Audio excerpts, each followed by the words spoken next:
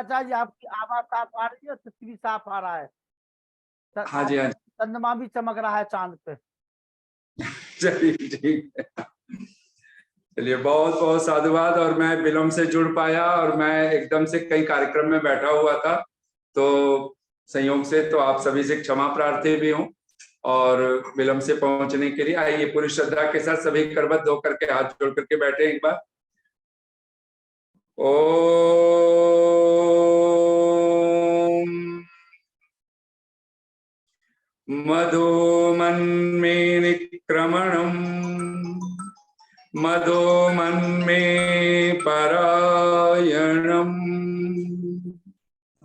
वाचा वदामि मधुमत् भूयासं मधुसंदृश। ॐ नमः संभवाय च मयोभवाय च नमः शंकराय च मयस्कराय च नमः शिवाय च शिवतराय च। ओम शांति शांति शांति। उपस्थित धर्मप्रिय सज्जनों, मातृशक्ति नेट के माध्यम से ये पावन कार्यक्रम में आप सभी को बहुत बहुत साधुवाद, बहुत बहुत शुभकामनाएं। आज श्रावण मास की अधिक मास व्यतीत हो चुका है। श्रावण मास का आज पूर्णिमा की पावन तिथि है। रक्षाबंधन दो दो दिनों में लोग मनाएंगे, आज भी मनाएंगे, कल भी मनाएंगे। और बहुत सारे श्रावणी उपाकर्म पर्व की बहुत सारी शुभकामनाएं आप सबको। मानो वेद प्रचार का तो ये चातुर्मास प्रारंभ हो, तो बहुत सारे विद्वानों का मत जहां आज से है, वहीं पर बहुत सारे विद्वानों का मत है कि श्रावण मास जब लग जाता है लेकर कार्तिक पूर्णिमा तक, ये 4 महीने यानी 12 महीनों में 4 महीने भगवान को सुनने के हैं, जिसको ऋषि दयानंद कहते हैं वेद का पढ़ना, पढ़ाना, सुनना, सुनाना। ये वेद वाणी अगर हम पढ़ते हैं, पढ़ाते हैं, सुनते हैं, सुनाते हैं, महर्षि देव दयानंद का शब्द है, ये परम धर्म है हमका। यदि हम मनुष्य हैं तो परम धर्म का अर्थ है सब कर्तव्य एक तरफ और भगवान को सुनना एक तरफ। अगर इसको अगर हम बहुत आसान भाषा में समझें तो जैसे घर में हमारे 1000 कार्य हो सकते हो, लेकिन एक तरफ माता पिता को सुनना एक तरफ और अपने कार्य एक तरफ, हमारे हजारों कार्य हो, लेकिन अगर माता पिता को अगर हम सुनते हैं तो मानो ये परम धर्म है। अगर हम गुरु आचार्य को सुनते हैं तो ये परम धर्म है। अगर और ये सब की अगर इस जगत में अगर माता पिता गुरु आचार्य और इन सब पर अगर भगवान की वाणी अगर हम पर सुनने का अगर महत्व है, महिमा है, तो ये परम धर्म है। सब वाणियां छोड़ी जा सकती हैं लौकिक, लेकिन भगवान की वाणी को नहीं त्यागा जा सकता। और ऋषि दयानंद ने इसको परम धर्म कह करके 3 सूत्रों में हमें जीवन का बहुत बड़ा सूत्र दिया हुआ है। ये पूर्णिमा का पर्व, पूर्णिमा का यज्ञ, पौर्णमास यज्ञ हम लोग करते ही हैं। और हर महीने में 2 पक्ष, एक अमावस्या का और एक पूर्णिमा का, ये दोनों पक्ष याग हम लोग करते हैं। और मूलतः जब अमावस्या की पक्ष में हम जब यज्ञ करते हैं तो मानो लगता है जीवन में अंधकार बहुत है, तमस बहुत है, और इस तमस से हम कैसे पार होंगे। तो एक एक दिन मानो अमावस्या के बाद ही हम शुक्ल पक्ष में प्रवेश कर जाते हैं। और पूर्णिमा की तिथि जहां ये चंद्रमा की गति आदि का, ज्वार भाटा का, या चंद्रमा मनसो जाता, जैसे कहा चंद्रमा और मन का संबंध है, ये अपने आप में शारीरिक और प्राकृतिक हमारे बहुत सारे ढंग भेद हो सकते हैं, लेकिन मूल तत्व है कि परमात्मा हमें चाहता है हम पूर्णता की ओर चले। पूर्णमिदं पूर्णमदः पूर्णमिदं पूर्णात् पूर्णमुदच्यते पूर्णस्य पूर्णम आदाय पूर्णम एव अवशिष्यते। पूर्णम अदः, वह परमात्मा पूर्ण है। उसकी विद्या भी वेद विद्या ही को पूर्ण विद्या कहा जाता है। जब कहते हैं कि हम पूर्ण विद्वान हो, उसका एक ही अर्थ है, हम वेद विद्या के विद्वान हो जाए, हम वेदों के संदर्भ को समझ लें, उस विद्या को जान लें जिस विद्या से, और भगवान की वेद वाणी का एक नाम ब्रह्म ही है। तभी तो भगवान वेद व्यास के वचन हैं, द्वे ब्रह्मणि वेदितव्ये शब्द ब्रह्म परम चयत। दो ब्रह्म हर एक मनुष्य को जाननी चाहिए। और दो ब्रह्म कौन है? ब्रह्म के बहुत सारे अर्थ हैं, लेकिन दो मूल अर्थ हैं, एक परमेश्वर ब्रह्म परमेश्वर, और दूसरा अर्थ है ब्रह्म वेद वाणी, जिसके लिए भगवान कृष्ण कहते हैं यज्ञ कर्म समुद्भव कर्म ब्रह्मोद्भवम ब्रह्म अक्षर समुद्भवम। ब्रह्म अर्थात वेद वाणी अक्षर अविनाशी परमात्मा से उत्पन्न हुआ है, ये भगवान कृष्ण इसकी उद्घोषणा करते हैं।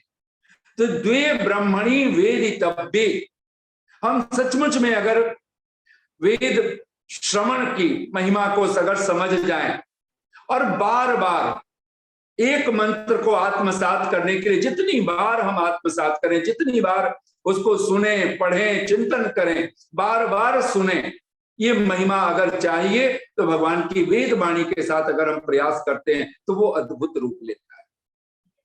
और सचमुच में अगर भगवान की वेद वाणी का प्रचार करने का कोई ढंग है तो कहते हैं कि हम भगवान की वेद वाणी को सुने पढ़ें, और इसको कोई न कोई आचार्य, कोई न कोई गुरु, कोई न कोई आप्त पुरुष हमारे जीवन में जुड़ा हुआ।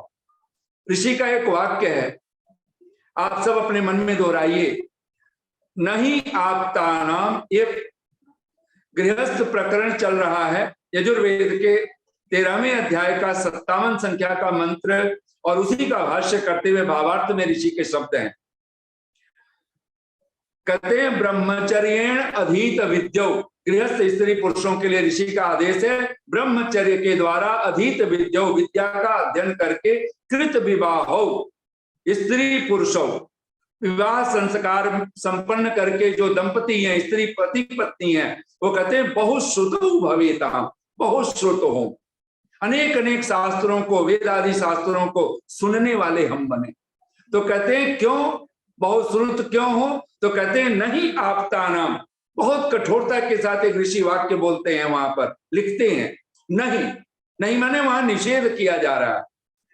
आप्तानाम सकाशाद श्रवणेन बिना, आप्त पुरुषों से अर्थात गुरुजनों से, आचार्य जनों से सुने बिना, पढ़े बिना, नहीं आप्तानाम सकाशाद श्रवणेन बिना पठिता अपि विद्या फलवती जायते।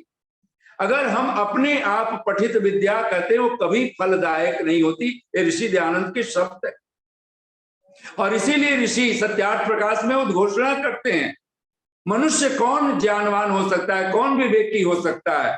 तो वहां पर सहज ही ऋषि का वाक्य है, पहला ही वाक्य महर्षि याज्ञवल्क्य का संदर्भ देते हुए ऋषि प्रस्तुत करते हैं, मातृमान आचार्यवान पितृमान आचार्यवान पुरुषो वेद। ये तीन गुरु के, तीन शिक्षकों की महिमा महर्षि याज्ञवल्क्य को माध्यम बना करके, दूसरा ही समुल्लास। और हम, हमारा दुर्भाग्य, हमारा अभाग्य, हम कभी अपने जीवन में गुरु आचार्य इनसे कभी जुड़े ही नहीं, हमने कभी इनकी सेवा का कोई हमारे जीवन में कोई ढंग नहीं बना। हमारे जीवन में अगर मातृमान पितृमान होना क्या होता है ये भी हमको नहीं पता है। ये तो कोई तब पता चले जब कोई पितृयज्ञ करता हो। पितृयज्ञ का अर्थ क्या होगा, जीवन का ढंग क्या होगा, ये हमारे खोपड़ी में, हमारे मनो मस्तिष्क में ना आज है ना अभी है, और शायद उसी का परिणाम है हमारे जीवन में दुख है, पीड़ा है, संताप है, और कारण एक ही है, हम भगवान से कहीं ना कहीं दूरी बना चुके। ऋषि के शब्द हैं, वस्तुतः जब तीन उत्तम शिक्षक, ये ऋषि के शब्द सत्यार्थ प्रकाश के शब्द हैं, आप सब दोहरा सकते हो। वस्तुतः जब तीन उत्तम शिक्षक, एक माता, दूसरा पिता और तीसरा आचार्य होवे, तभी मनुष्य ज्ञानवान होता है। अगर हम सचमुच में अगर इसका विपरीत अर्थ करें, अर्थापत्ति से कहें, अगर ये 3 वाले हम नहीं हैं तो फिर हम महामूर्ख हैं। ज्ञान का विपरीत शब्द अज्ञानी होता है और अज्ञान का कठोर शब्द अगर कहें तो मूर्खता कहलाता है। और ऋषि दयानंद कहते हैं कि जिस व्यक्ति के जीवन में माता पिता और आचार्य नहीं है वह व्यक्ति कभी ज्ञानी नहीं हो सकता, वो कभी बहुत शुद्ध तो हो ही नहीं सकता।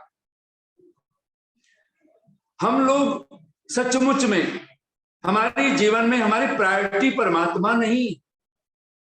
जो पहला यज्ञ है, आज दुर्भाग्य है कि घर में, परिवार में, समाज में, राष्ट्र में, विश्व में कहीं वो पहला यज्ञ पहला बनकर के हमारा कार्यक्रम का कहीं रूप नहीं बन पाता है। दूसरा यज्ञ, दूसरा, ये प्राथमिकता यही होनी चाहिए थी। अगर पंच महायज्ञ हमारे जीवन में अगर हम आत्मसात कर लेते, हम सोच नहीं सकते कि हम क्या हासिल कर सकते।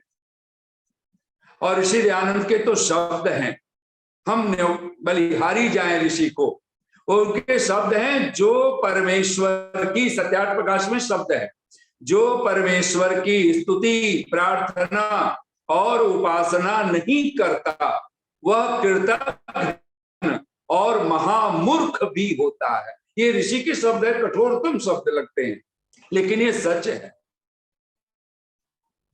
और ये कार्यक्रम हमारे जीवन का क्यों छूट गया? क्यों हम उपासना के साथ हम घंटा भर नहीं बैठ पाते?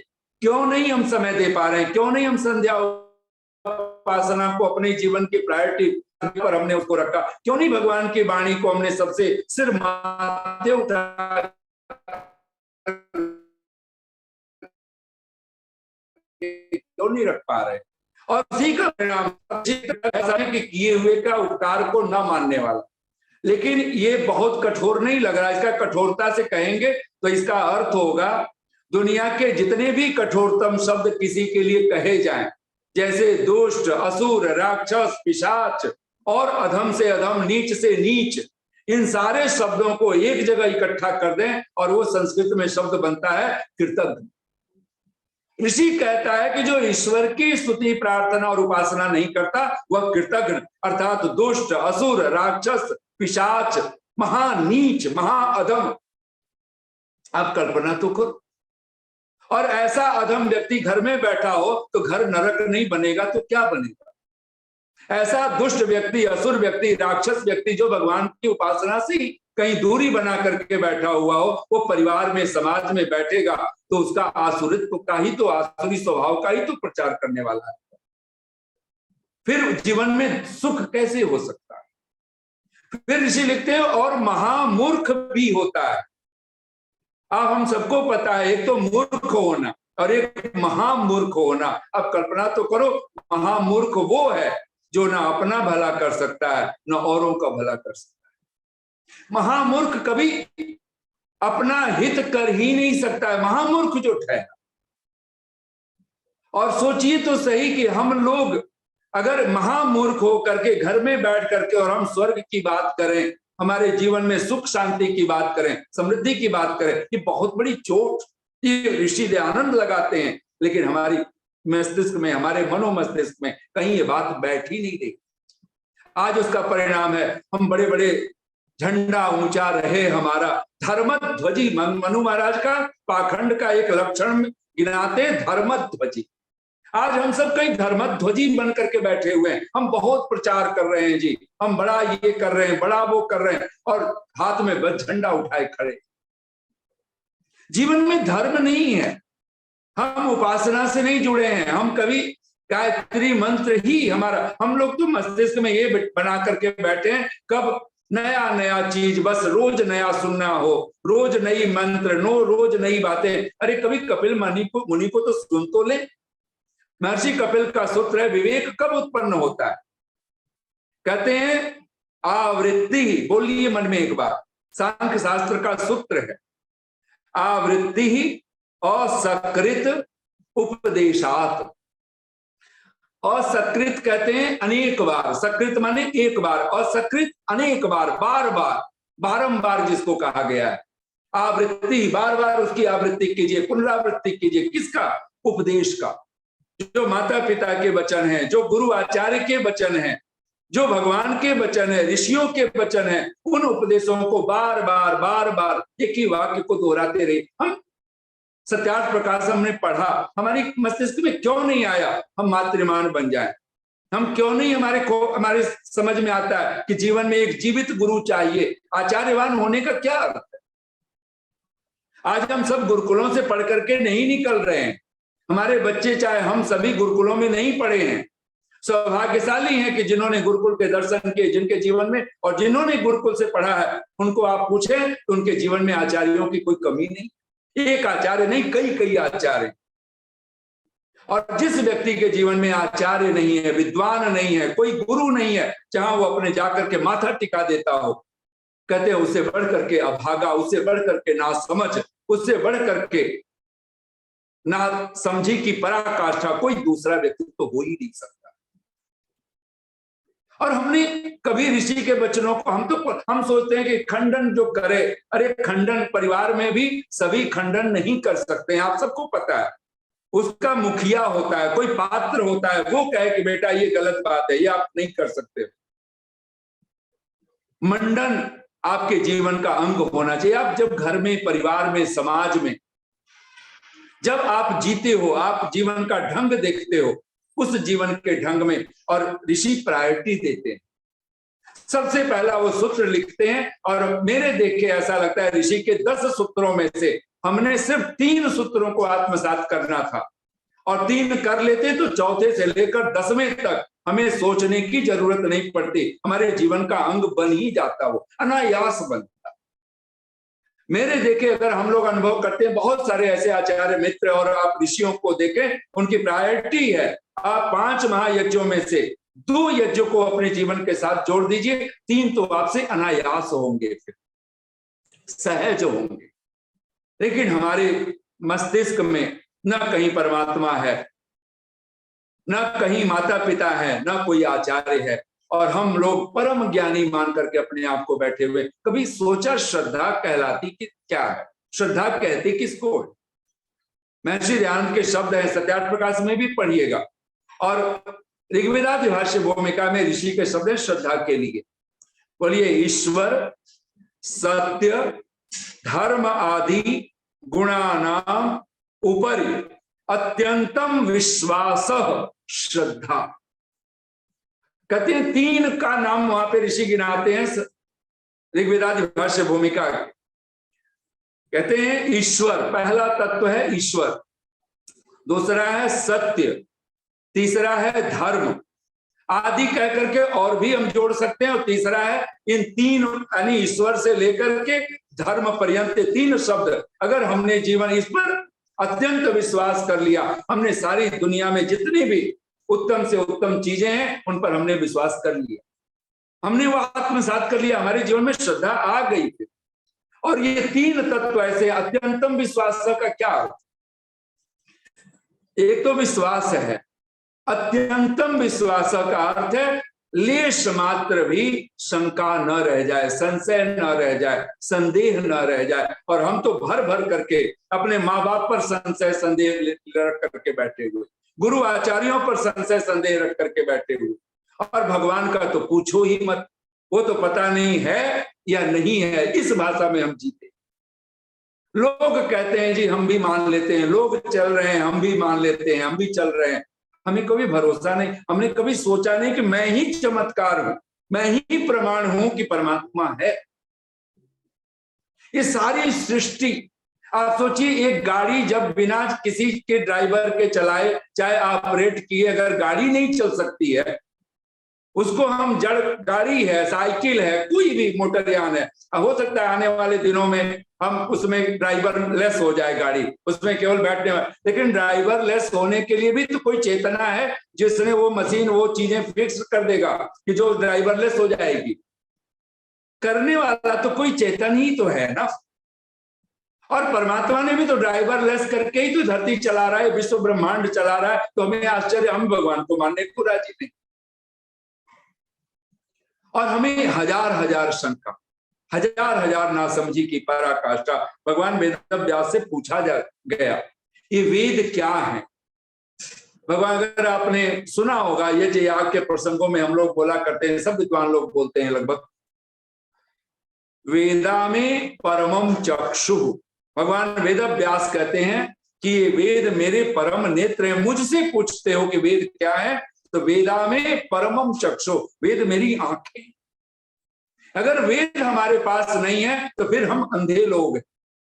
और अंधापन की क्या पराकाष्ठा हो सकती है, उसको बहुत पुराने कवियों के अंदाज में लोग कह देते हैं, अंधा अंधम ठेलिया दोनों कूप पड़ंत। अंधा अंधे को ही धक्का देता है, अंधा अंधे का ही हाथ पकड़ करके चलता है। अंधे कभी नहीं, उनके पास ठीक है आंखें नहीं है, बोल तो सकते हैं, लेकिन कभी अंधे को देखना, वो आवाज नहीं देता है कि मुझे कोई आंख वाला मेरा हाथ पकड़ ले और मुझे रास्ता पार कराए। नहीं, वो अंधे अंधे का हाथ पकड़ करके और वो चलेंगे।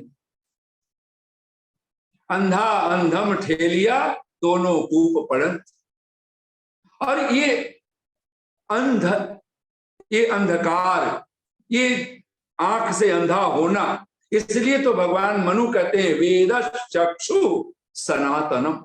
वेद सनातन नेत्र है, परम चक्षु है, परम आंख है। अगर वेद है तो मानो हम सब देख पाएंगे क्या राइट है, क्या रॉन्ग है। अगर वेद की आंख मिल गई तो मानो हमें थर्ड आई मिल, तीसरा नेत्र मिल गया। ये हम लोग कई बार सोचते हैं ललाट पे कोई तीसरा थर्ड आई होता है, यहाँ पर लोग ध्यान करके यहाँ तीसरा नेत्र जगा लेंगे। कोई पीछे खोपड़ी में पीछे जहां दिमाग बताते हैं वहां कोई थर्ड आई की बात करता हो, नहीं। इस शरीर में कहीं भी आंख लग जाए वो चर्म चक्षु ही कहलाएगा, वो कोई दिव्य नेत्र नहीं कहलाने वाला, वो कोई थर्ड आई नहीं होने वाला। थर्ड आई अगर किसी को कहा गया है वो भगवान की वाणी को कहा गया। वेदस चक्षु सनातनम, सनातन दिव्य नेत्र अगर कोई है, चक्षु है, आंख है, तो भगवान की वेद वाणी।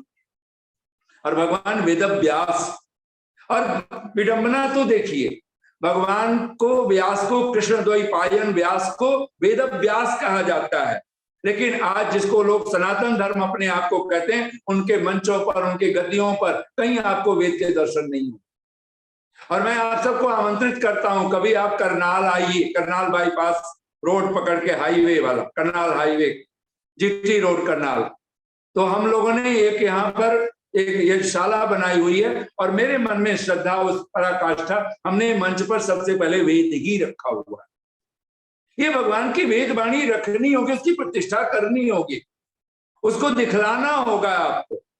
अगर आप वेद वाणी को, अगर किसी कोई माता पिता को अगर सम्मान न दे सकता हो, कहे मैं माता पिता की बड़ी पूजा करता हूँ, व्यर्थ की बात है। वो माता पिता के शरीर को आपको सम्मान देना होगा, उनके चरणों में माथा टिकाने होंगे। ऋषि दयानंद से पूछे कभी हम कि माता पिता को, पितरों को कैसे प्रणाम करना चाहिए, तो ऋषि के शब्द हैं, और ये भी प्रमाण सहित देख लीजिएगा। यजुर्वेद अध्याय 19 मंत्र संख्या 62, आच्या जानू ये मंत्र है, और उसका भाष्य करते हुए ऋषि लिखते हैं, जब जब पितर लोग संतान या शिष्यों के पास जाएं, संतान या शिष्य लोग पितरों के पास जाएं, और पितर नाम देवा ऋषय पितरश्च, ये तीनों का नाम पितर है। त्रयः सत्कर्तव्या त्रयः सन्ति देवा ऋषय पितरश्च, ये महर्षि देवदयानंद के पंचमहायज्ञ विधि में ये शब्द हैं। तीन को पितर कहा गया, देवा विद्वानों को कहा गया है, अथवा पंचदेव जब हम कहते हैं, मातृदेवो भव पितृदेवो भव, इन देवताओं को पितर कहा गया। वहीं पर ऋषय जो अध्यापक उपदेशक हैं, सत्योपदेष्टा हैं, जो आप्त पुरुष लोग हैं, उनको पितर कहा गया। और पितरश्च माता पिता आदि जो आज्यपा सुकालीन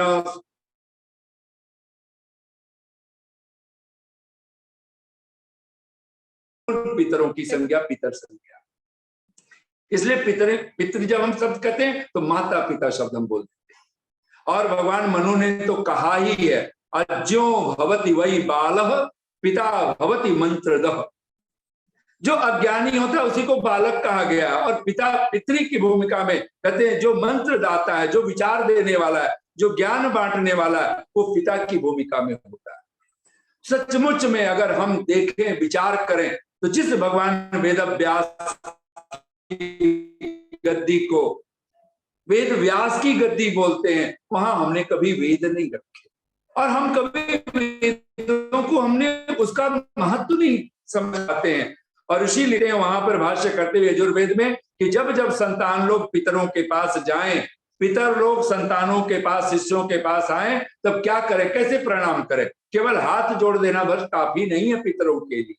कहते हैं वहां भूमि में घुटने टिका के जैसे माथा टेका जाता है, आपने देखा होगा जड़ वस्तुओं को, कहते हैं वैसे चैतन्य रूप से जो माता पिता हैं, गुरु आचार्य हैं, उनके माथा टेक करके हमें प्रणाम करने चाहिए। तब आशीर्वाद माता पिता के मुख से निकले ना निकले, परमात्मा आशीर्वाद भर भर करके देता है। हम लोग कहा करते हैं दो पंक्तियां, आप लोग अपने मन में बोलिए, नहीं तो पहले मैं बोलता था तो लगता था कि मैत्रेय जी शायद अपने लिए बोल रहे हैं, तो आप सब भी दोहराइए।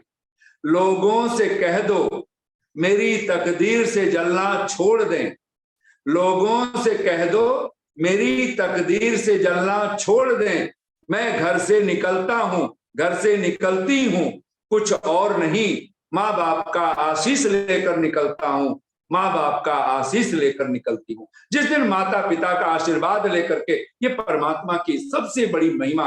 और आज बड़े से बड़ा जो सनातन अपने आप को कहते हैं लोग, जो बड़े बड़े तीर्थ यात्राएं करते हैं, बड़ी बड़ी मूर्ति पूजा, भगवान की मूर्तियां बना बना के पूजते हैं, वे लोग भी कहते हैं, स्वीकार करते हैं कि जो अपने माता पिता की अवहेलना करके, उनका अनादर करके कोई तीर्थ यात्रा करता है, उसकी तीर्थ यात्रा कभी कबूल नहीं होती, कभी स्वीकार नहीं होती।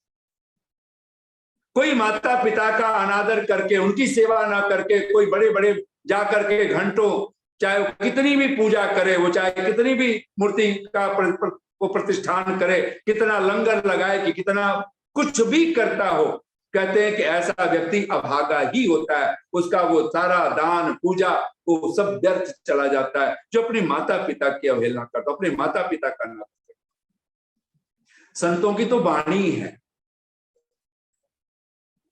करतल चारि पदार्थ ताके, कहते हैं उनके हाथों में ही चारों पदार्थ होते हैं।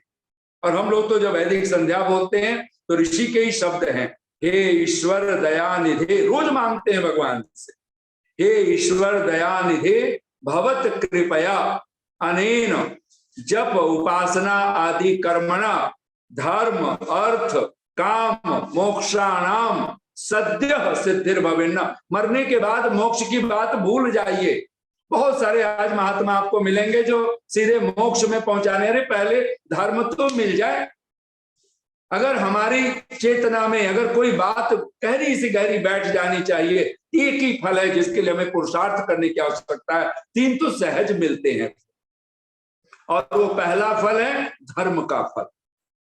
अगर धर्म लग गया, जीवन हमारा धर्म से ओतप्रोत हो गया, हम धार्मिक हो जाएं, हम धर्मात्मा हो जाएं, और धर्म होने का मनु महाराज साक्षात लक्षण जिसको कहते हैं, वो कहते हैं पहला लक्षण, जिसमें चतुर्विधा, चार प्रकार के लक्षण भगवान जब कहते हैं, भगवान मनु के शब्द हैं, साक्षात धर्मस्य लक्षणम कहते हैं, वो चार धर्म के लक्षण। आप बोल लीजिए एक बार, मन में दोहराइए, वेद स्मृति सदाचारः स्वस्य च प्रियम आत्मनः एतत् चतुर्विधम प्राहुः साक्षात धर्मस्य लक्षणम।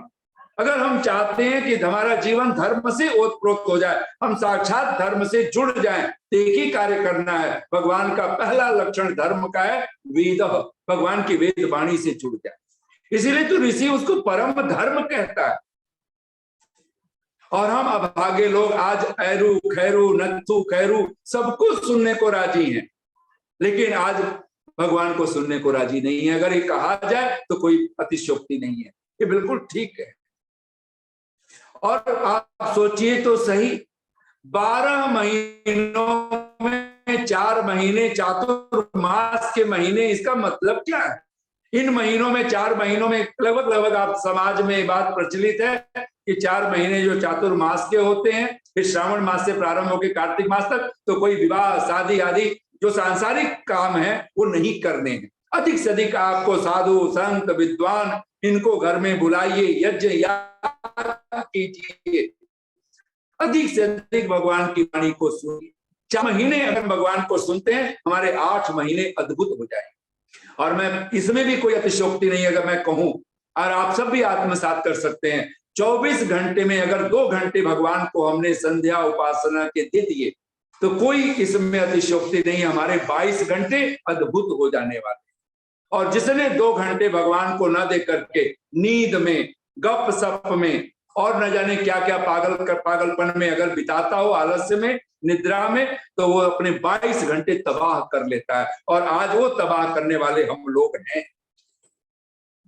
हम स्वामी सत्यपति जी महाराज के पास मैं पढ़ता था जब 88, 89, 90 सन 1988, 89, 90 की बात है।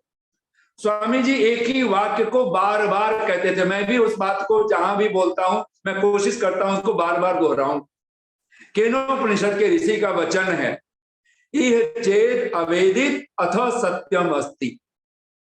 इसी जीवन में जान लिया अथ सत्यम अस्ति, तब तो सत्य है, तब तो साधु है, तब तो कल्याण है, मंगल है, अद्भुत है। इह चेद अवेदित अथ सत्यम अस्ति नो चेद इह अवेदिन। अगर नहीं जाना उसको, जिसको जानने के लिए मनुष्य जीवन मिला है, तो कहते हैं महती विनष्टि, फिर महान विनाश। और स्वामी जी इस वाक्य को बार बार दोहराते थे। मनुष्य जीवन का लक्ष्य सचमुच में अगर कुछ है तो हम लोग 2 पंक्तियां बोला करते हैं, आप भी उसको बोल लीजिए एक बार। इस जीवन का सार यही है, मिल जाए भगवान किसी दिन। किसी दिन एक कवि के शब्द हैं, वो इसी क्षण, अभी हियर एंड नाउ की बात होनी चाहिए। मरने के बाद धर्म, मरने के बाद अर्थ, मरने के बाद कामनाएं, अगले जन्म में कामना पूरी हो, नहीं, अगले जन्म में और मरने के बाद मोक्ष तक पहुंच जाए। इसी जीवन में मोक्ष चाहिए, और मोक्ष का एक ही अर्थ है, हमारा राग मिटना चाहिए, हमारा द्वेष मिटना चाहिए। एक साधु कहता है मोह का क्षय होना चाहिए तो मोक्ष। ये हमारा मोह, हमारी अविद्या, हमारा राग द्वेष, अगर ये मिटता ना हो तो भूल जाए कि हम किसी मोक्ष की प्राप्ति, कोई परमात्मा की प्राप्ति की बात करते हो। और ऋषि कहता है अगर उसको जाना अथवा सत्यम अस्ति, कहते तब तो सत्य है, अन्यथा क्या है, कहते हैं महती विनष्टि, यानी सत्य का जो विपरीत शब्द है। हम लोग एक शब्द बोल करके और शांत कर लेते हैं अपने आप को, असत्य। बोले जी कुछ नहीं होता, आपको पता है असत्य शब्द का अर्थ क्या होता है? हम लोग तो इतना ही कह देते हैं, हाँ सत्य नहीं है तो असत्य है। नहीं, ऋषि कहना चाहता है अगर सत्य नहीं है तो असत्य का अर्थ है महती विनष्टि। अगर वाणी से झूठ बोला तो महान विनाश का कोई बीज बो दिया है। अगर हमने कर्म से अगर कोई असत्य आचरण किया है, छल कपट का कोई बीज बोया है, हाथों से कर्म करते हुए, शरीर से कर्म करते हुए, तो हमने कोई महान विनाश का बीज हमने बोया है, बिखेरा है। और अगर मन से हमने छल कपट का, असत्य का बीज बोया है, तो आप सोचिए जन्मों जन्मों तक हम विनाश के कगार पर ही कहीं न कहीं खड़े मिलेंगे। महती विनष्टि शब्द है असत्य का। तब ये 2 पंक्तियां अपने आप में हर पल याद करने जैसा है। ईश अगर जाना नहीं 100 साल जीकर क्या मिला। ईश अगर जाना नहीं 100 साल जीकर क्या मिला। खुद को पहचाना नहीं 100 साल जीकर क्या मिला। बांधी गठरी धन माल की, वही आउटर वेल्थ, जो ये शरीर ही जब नहीं जाएगा तो सोचो मकान, दुकान, कार, कोठी, बंगला कहीं जाने वाला है। और बहुत पुरानी कहावत कह दिया ऋषियों ने, कह दिया मुनियों ने, संतों ने, साधुओं ने, पूत सपूत तो काधन संचय, और पूत कपूत तो काधन संचय। फिर आउटर वेल्थ के पीछे इतना भागम भाग क्यों? इतना ये छल कपट का इतना बाजार हम क्यों बसाए रहे हैं? और जबकि रोज हम यज्ञ करते हुए हमारी तो प्रार्थना ही भगवान से है, छोड़ दे में छल कपट को। कुछ लोग कहते हैं जी आप रोज रोज बोलते हो, इसका मतलब आपका छूटा नहीं। नहीं, भगवान से प्रार्थना कीजिए, आज का दिन है, अब तक हमने होश संभाला नहीं किया छल कपट, लेकिन पता कुछ भी नहीं कब असत्य का पल्ला हम पकड़ लें और छल कपट जीवन का अंग बन जाए। रोज दोहराइए, रोज दोहराइए। सबको पता है शरीर छूटेगा, राख होगा। कम से कम अगर आप धर्म की चेतना को छूना चाहते हैं, अध्यात्म में प्रवेश करना चाहते हैं, तो कम से कम दिन भर में 10 बार बहुत गहरे से विचार कर लीजिए, ये शरीर आज नहीं कल राख हो जाने। फिर कोई छल कपट का बाजार क्यों बसाएंगे? तब कबीर का ये शब्द बार बार मस्तिष्क में घूमना चाहिए। कुछ पंक्तियों को तो माला की तरह, जैसे कहते हैं मन के कोई फेराता हो, ऐसे कुछ शब्दों को तो बार बार बार बार दोहराते रहे।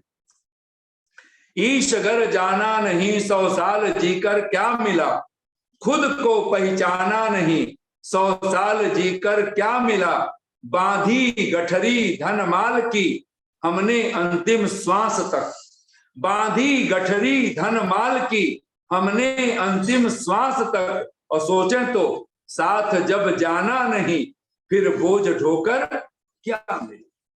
और मरते क्षण, अंतिम क्षणों में पछतावे के अलावा हमें कुछ नहीं। एक चिंतक कहता है कि कोई मरते क्षण अगर आंसू आ जाए, रोना आ जाए, तो इसलिए नहीं रोते हैं कि मौत आ गई, प्रायः इसलिए रोते हैं कि जीवन व्यर्थ चला गया। हम उसके लिए हम समय ही नहीं निकाल पाए, जिसके लिए समय निकालना था, खुद के लिए निकालना था, उस परम तत्व को जानने के लिए जीवन निकालना था, जीवन कहीं न कहीं उसको सराबोर कर देना था, और हमने उसके लिए कभी उपेक्षा ही करते रहे। कोई नहीं, अभी तो बचपना है, अभी तो जवानी है, अभी तो बस खेलने खाने के दिन है। और पता चलता है मौत कोई ऐसा कोई दिन थोड़े ना मुकर्रर करके बैठी है, वो तो जब अभी पानी बीच बताते जैसा बुलबुल, अब फूटा कि तब फूटा। कबीर ठीक कहते हैं, और मैं बार बार बोला करता हूं, इसको महासत्र कहिए। माटी चुन चुन महल बनाया, लोग कहें घर मेरा, ना घर मेरा ना घर तेरा, चिड़िया रैन बसेरा। कौड़ी कौड़ी माया जोड़ी, पुराने जमाने की पैसे के इकाई का धन इकाई नाम था। कौड़ी कौड़ी माया जोड़ी, और एक दूसरा नाम धेला बोलते थे। कौड़ी कौड़ी माया जोड़ी, जोड़ भरेला थे जाएगा हंस,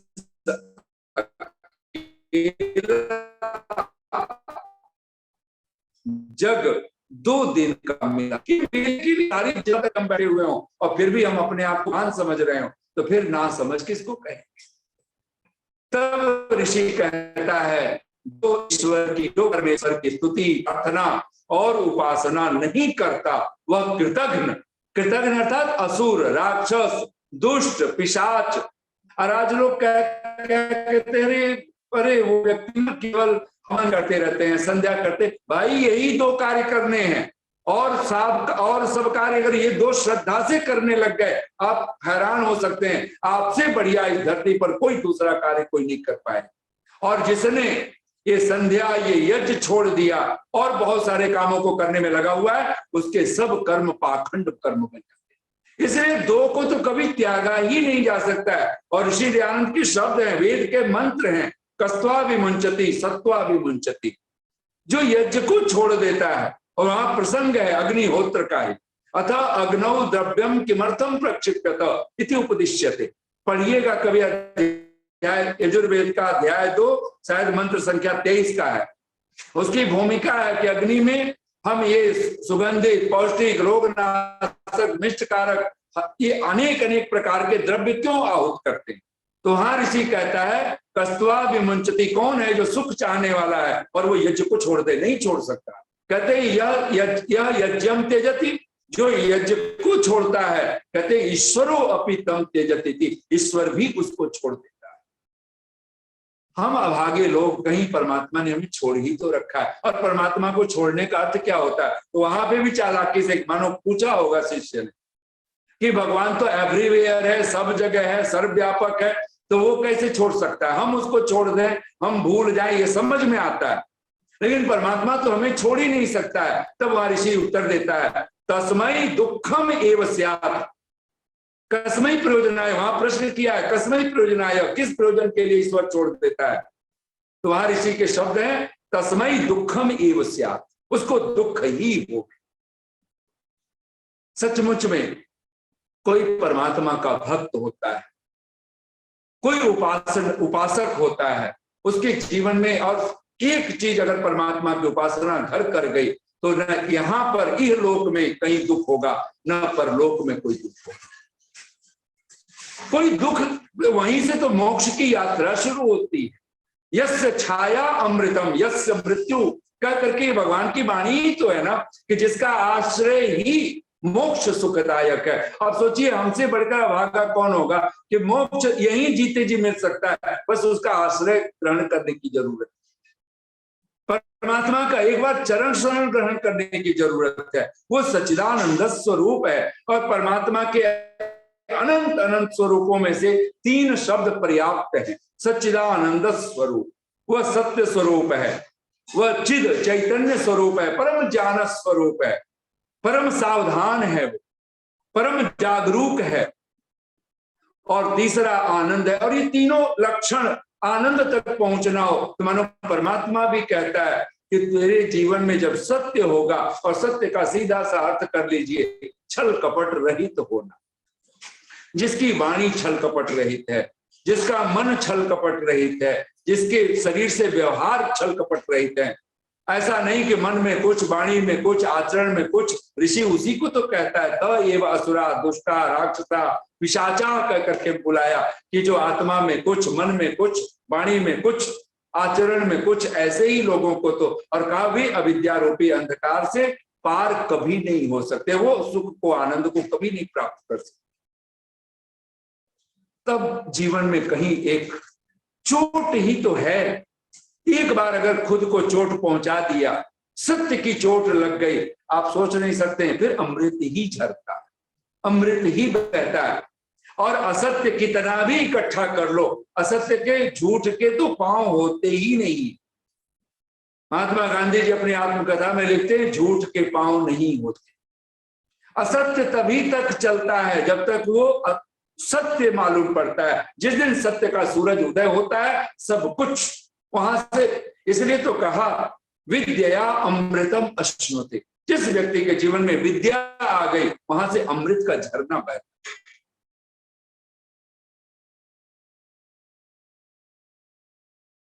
मात्रा में हमने सत्य को आत्मसात किया, उतनी मात्रा में हमने विद्या को आत्मसात किया।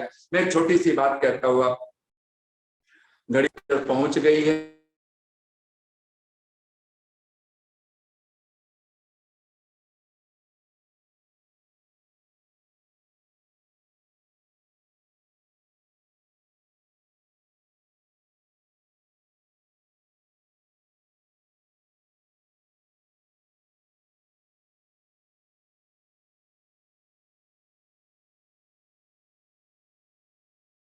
कुछ नेटवर्क प्रॉब्लम हो गई है जी। आचार्य जी दोबारा जुड़ गए हैं जी। आचार्य आ जाइए, आचार्य जी, आचार्य जी। मुझे आवाज आ रही है जी। हाँ, पता नहीं ऐसे एकदम संपर्क हो गया। चलिए, तो परमात्मा से हम जितनी मात्रा में, सबसे बड़ी बात भगवान की वेदवाणी, और ये वेदवाणी, ये श्रावणी उपाकर्म पर्व, ये पूर्णिमा का पावन पर्व हम सबको पूर्णता की तरफ चलने वाला बनाए। और पूर्ण होने का एक ही अर्थ है, भगवान की पूर्ण विद्या। वेद सब सत्य विद्याओं का पुस्तक है। अच्छा है ऋषिराम ने पुस्तक लिख दिया। अगर आज पुस्तक नहीं होता तो कोई पेन ड्राइव दिखलाता, कोई मेमोरी कार्ड दिखलाता, आचार्य जी इसी में चारों वेद हैं, बताइए क्या करना है इसका। आज नासमझ जिनको हम कहते हो, नासमझों ने सिर माथे उठा उठा करके चलते हैं अपने पोथियों को लेकर के। और हम अभागे लोग, अगर एक सत्संग का कोई हमें छोटी सी पुस्तिका है, हम उसको तो हाथ में लेके कभी पंखा बना लेते हैं, कभी कुछ बना लेते हैं, कभी प्रसाद रख लेते हैं, कभी पैरों में दबा करके रखते हैं, हमें नहीं पता। ये नासमझी की पराकाष्ठा है। अगर सचमुच में हम चाहते हैं कि परमात्मा की कृपा हम पर बरसे, तो जो भगवान वेद व्यास कहते हैं, वेदा में परमम चक्षु, वेद मेरे परम नेत्र हैं, वेद मेरे परम आंखें। वेदा में परमम बलम, वेद मेरे परम बल हैं। वेदा में परमम धाम, वेद मेरे परम धाम हैं। धाम के 3 अर्थ होते हैं, जन्म स्थान नामानी। यानी भगवान की अगर सचमुच में वेदवाणी हमारे पास है, तो मानो भगवान हमारे पास धाम है, हमारे जन्म है, जीवन है, स्थान है, अन्यथा पांव के नीचे से मानो जमीन खिसक रही। वेदा में ब्रह्म च उत्तमम, अगर वेद वाणी हमारे पास है, रोज आज भगवान के वेद वाणी को कोई न कोई, ऋग यजु साम अथर्व, नहीं कोई समझ में आए 8 मंत्र ही सही कहीं आप अपने पास में रख लें और किताबों को उसको देख करके, लाख मंत्र याद हैं, कभी उनका दर्शन कीजिए। ये संसार भी, अगर आज हम परमात्मा की चर्चा कर रहे हैं तो इस भगवान ने ये संसार बनाया है, ये माया है, ये स्वप्न है, तो इसी ने झूठ कहा, सब कुछ कहा, फिर जगदीश तब कैसे कहेंगे? तो जगत का ईश है, अगर झूठ है तो झूठे का स्वामी है परमात्मा। ये सच है और इसके माध्यम से ही हमें उस परमात्मा की महिमा, इसलिए जो कुछ है परमात्मा का पसारा है, इसके प्रति अगाध श्रद्धा से भर जाए।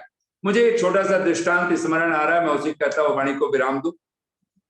एक बूढ़ा आदमी, कोई 80 वर्ष की आयु है, मरणासन दशा में पहुंच गया, उसके 4 बेटे हैं और वो कुछ बोल नहीं पा रहा है। लोगों ने समझा शायद अब शरीर छूट जाएगा, तो घर से बाहर उसकी खाट चारपाई निकाल दी और वो सिर्फ एक आवाज निकाल रहा है, ग ग ग ग की ध्वनि उसके मुंह से निकल रही है और कुछ बोल नहीं पा रहा। सारे अड़ोसी पड़ोसी इष्ट मित्र स्वजन बंधु बांधव सब खड़े। 4 बेटों में से एक बेटे ने कहा कि लगता है पापा कह रहे हैं ग अर्थात अब अंतिम क्षण है, गंगा जल मुंह में तो डाल दो। तो भागा बेटा, तब तक बाप ने हाथ उठा के इशारा कर दिया, नहीं, मतलब हाथ उठा, बोल तो नहीं पाया कुछ, ग फिर भी बोल रहा है और हाथ से इशारा किया गंगा जल, मतलब नहीं हुआ, तो जिद रुक गया बेटा। लेकिन ग फिर बोलना जारी रहा, तो शायद दूसरे बेटे ने कहा, पापा कहते हैं अरे भाई गायत्री मंत्र सुना दो, कान में कुछ गीता सुना दो, कुछ भगवान की वाणी, तो ग पर गीता भी हो सकता है, गायत्री भी हो सकता है। तो जैसे ही पंडित बुलाने के, भाई बुलाओ पंडित जी क्यों, और गायत्री गीता सुनाए, कुछ पाठ हो, कहते उसने फिर हाथ उठा करके इशारा कर दिया, नहीं नहीं नहीं, मतलब हो गया। तो फिर रोक लिया गया और वो फिर बोलता है, फिर ग ग ग बोलता रहा। तो तीसरा अर्थ बना कि शायद कह रहे भाई मैंने अब अंतिम क्षण है, गोदान करवा दो। बहुत सारे लोग आपने देखा होगा गोदान करवाते हैं, गाय का पूंछ पकड़वा करके और अन्न आदि का लेकर के दान करते हैं। तो गोदान करने की बात आई तो कहते हैं उसने फिर हाथ उठा दिया। तो मतलब ना उसको गंगा जल पीना है, ना उसको गायत्री सुनना है, ना गीता सुननी है, ना उसको गोदान करना है, लेकिन ग बोलना फिर भी जारी रखा। तो अब एक बेटे ने कहा, लगता है पापा कहना चाहते हैं गड़ा हुआ धन। और हम तो इनसे रोज पूछते रहे पापा आपका कहाँ है, और पापा कभी बताते ही नहीं है। शायद अब ये सोच रहे हैं अंतिम क्षण है और कहते हैं कि पता नहीं संयोग सच क्या हुआ। उस बेटे ने जैसे ही कहा गड़ा हुआ धन, और कहते हैं इस बार बाप ने हाथ उठा के मना नहीं किया। अब क्या कारण हुआ कि ताकत न रही या वो बात सही थी। अब चारों बेटे बिल्कुल, तो जो स्वजन परिजन थे वो सब हंस के मुस्कुरा के चल पड़े, भैया अभी तो इनकी पर्सनल बात हो गई, अब गड़ा हुआ धन हम क्यों खड़े रहे। चारों बेटे आज के बेटे थे, सब अलग अलग रह रहे थे।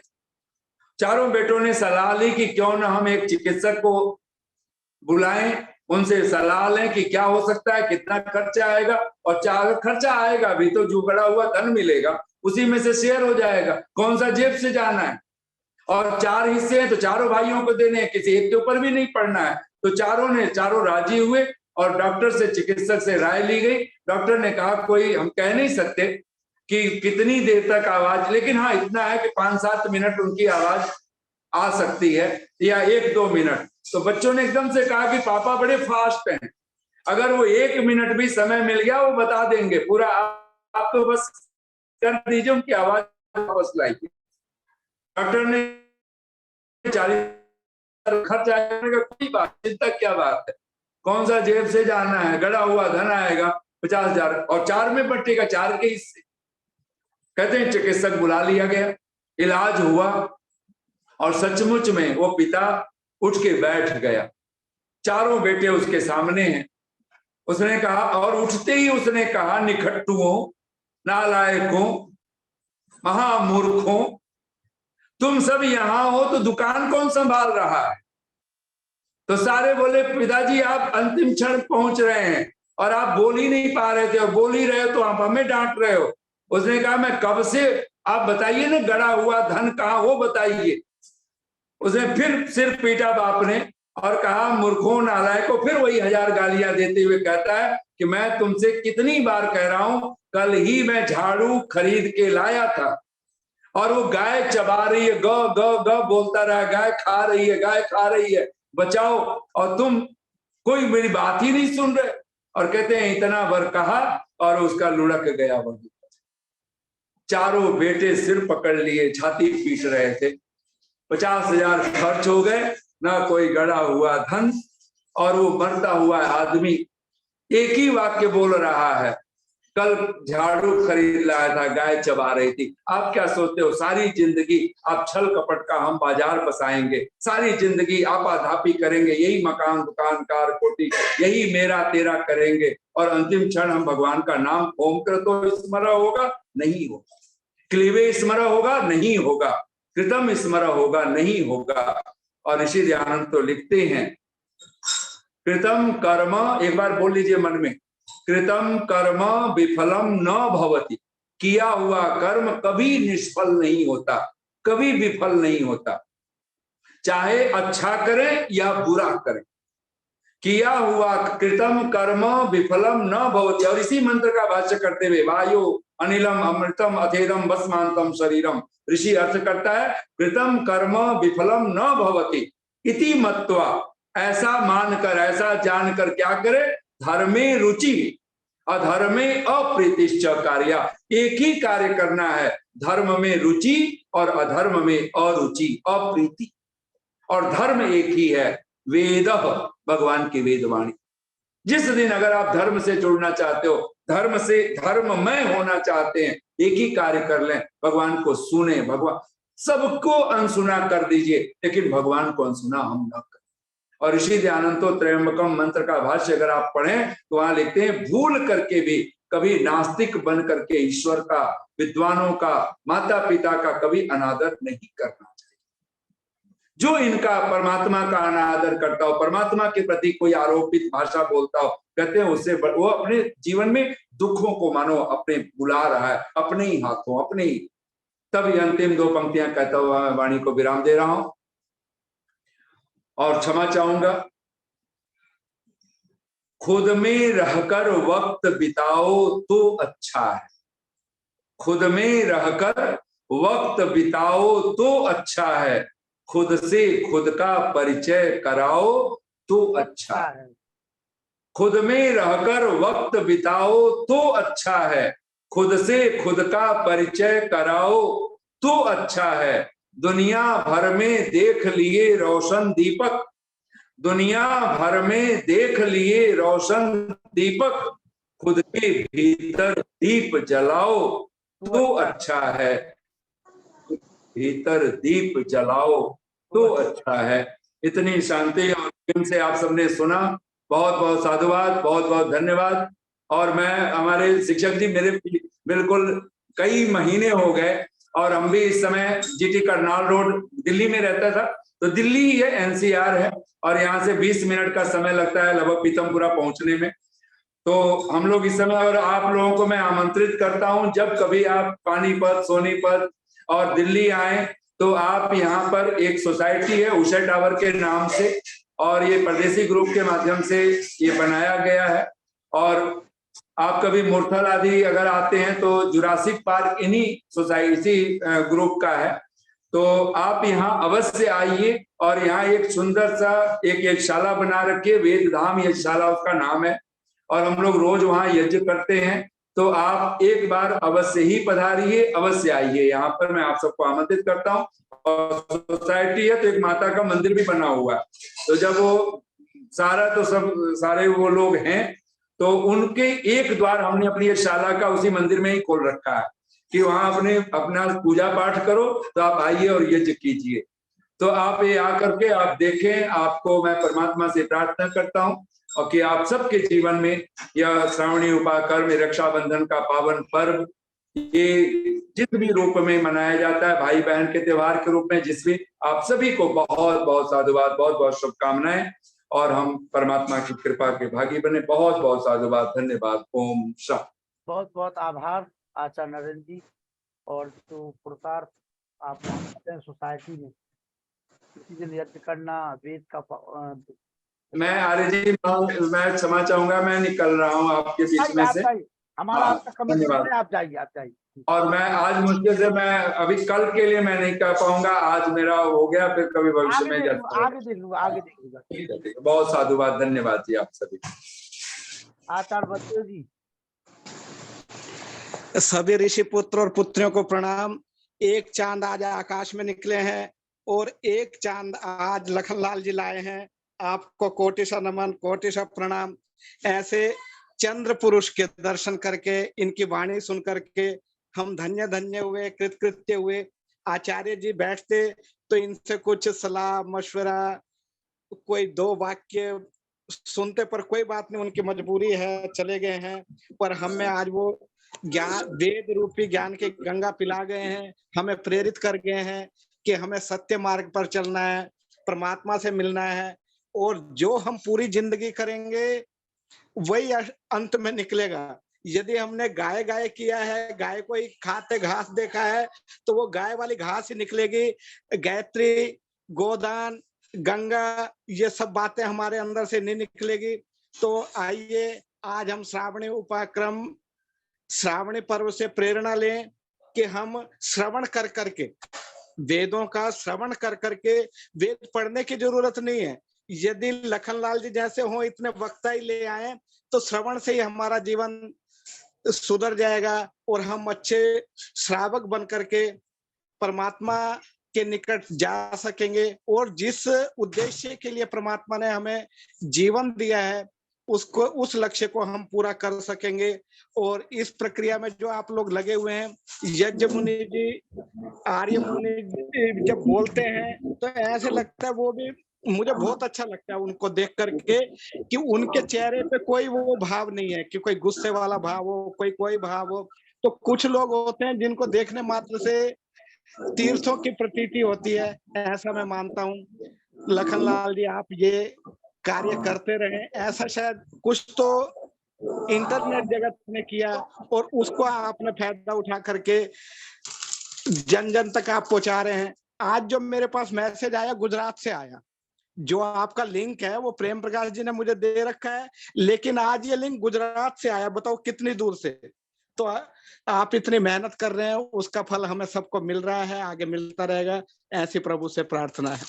ओम शांति।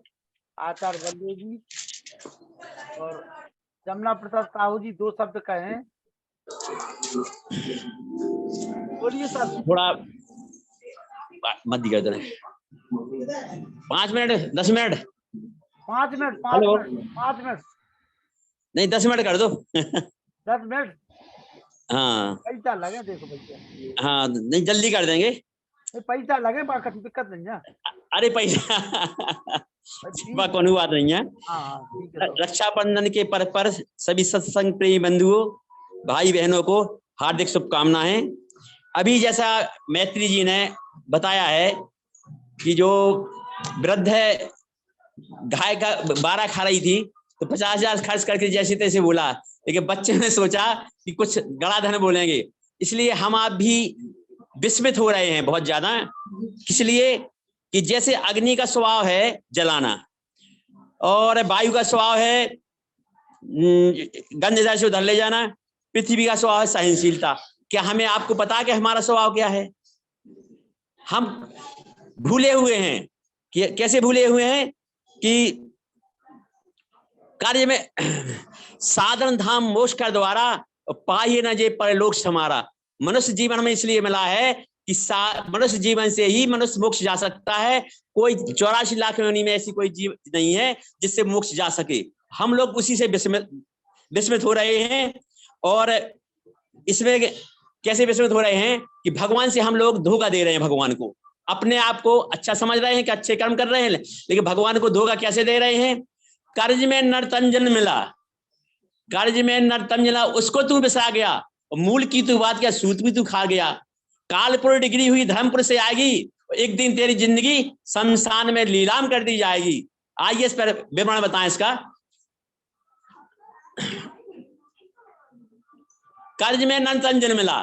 कर्ज में नंतंजन इसलिए मिला है कि भगवान ने के पास अपने कर्म गिरवी पड़े हैं और कर्म के बदले भगवान ने हम आपको श्वासें दी हैं।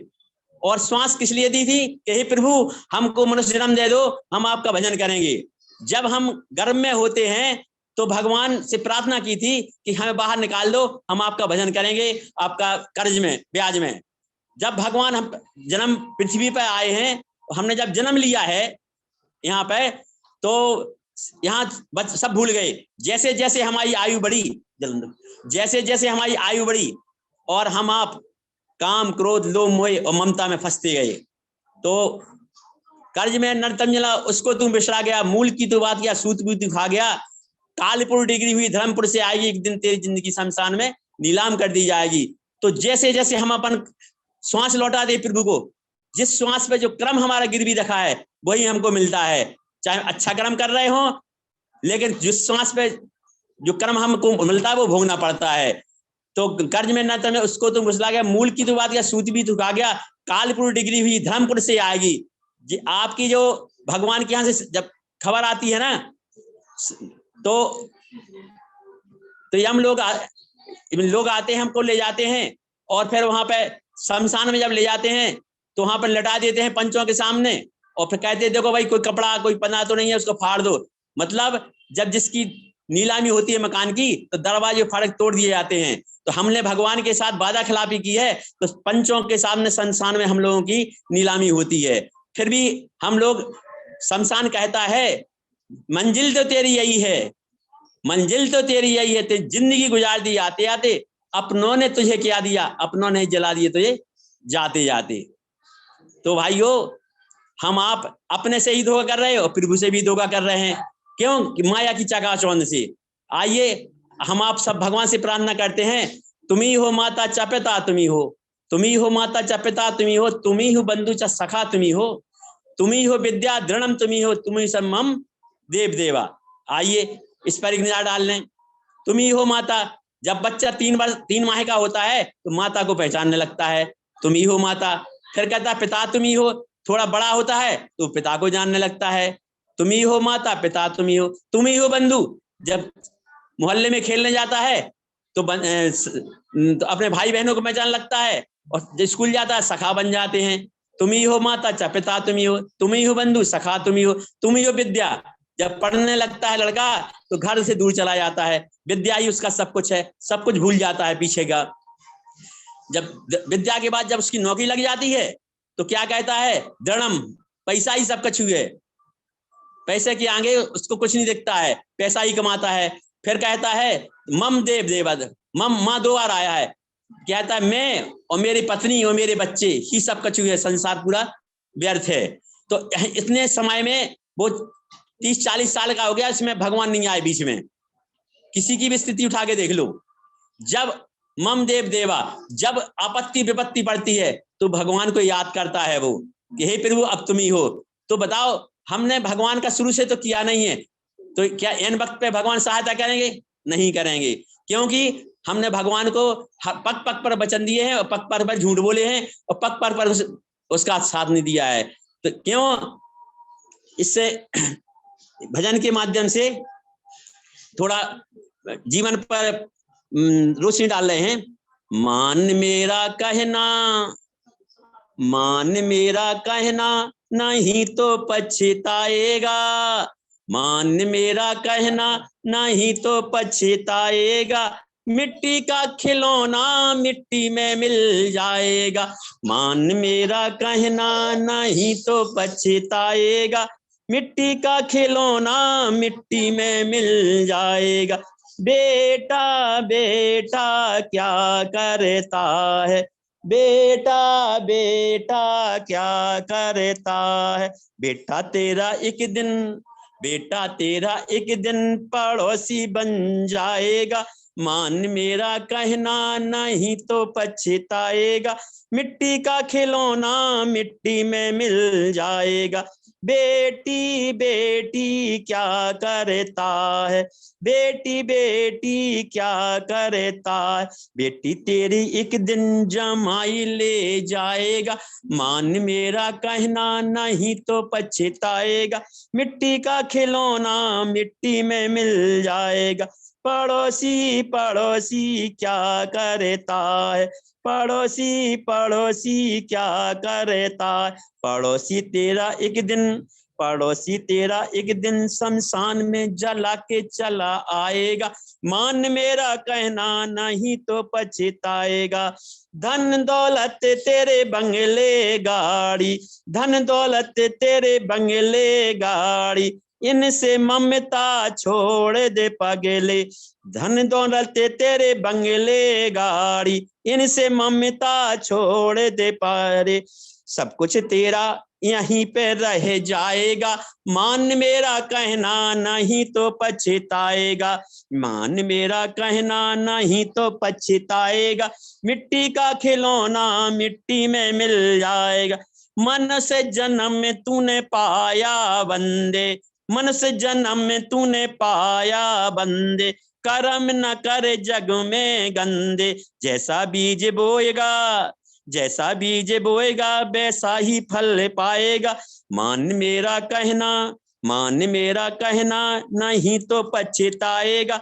मिट्टी का खिलौना मिट्टी में मिल जाएगा, माते पिता तेरे कोटों में कबीला, माते पिता तेरे कोटों में कलीबा, विपत्ति पड़ने पे तू अकेला रह जाएगा, मान मेरा कहना नहीं तो पछताएगा, मात पिता तेरे कोटों में कबीला, विपत पड़ने पे तू अकेला रह जाएगा, एक दिन हंसा अकेला उड़ जाएगा, मान मेरा कहना नहीं तो पछताएगा, मिट्टी का खिलौना मिट्टी में मिल जाएगा। इसी के साथ में सभी को हमारी रक्षाबंधन की पुनः पुनः हार्दिक शुभकामनाएं। जय हिंद जय भारत।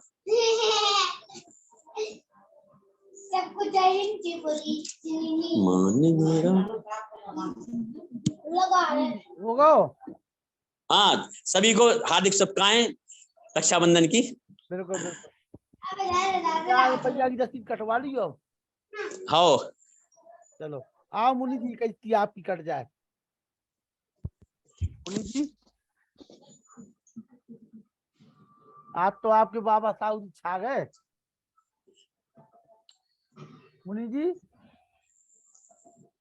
हेलो, मुनि जी नहीं हल पा रहे अभी। माइक खोले जब तो पता चले मुनि जी।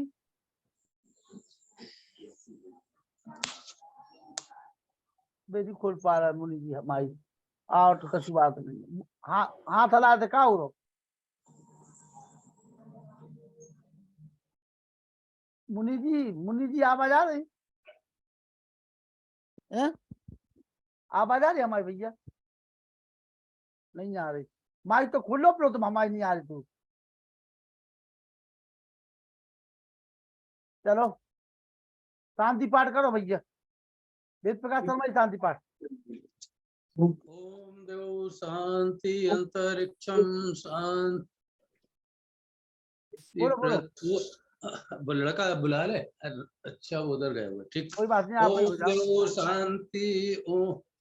ओम देव शांति अंतरिक्षम शांति पृथ्वी शांति रापा शांति रौषधया शांति वनस्पतया शांति विश्वे देवा शांति ब्रह्म शांति सर्वम शांति शांति रेवा शांति सामा शांति रेधि। ओम शांति शांति शांति।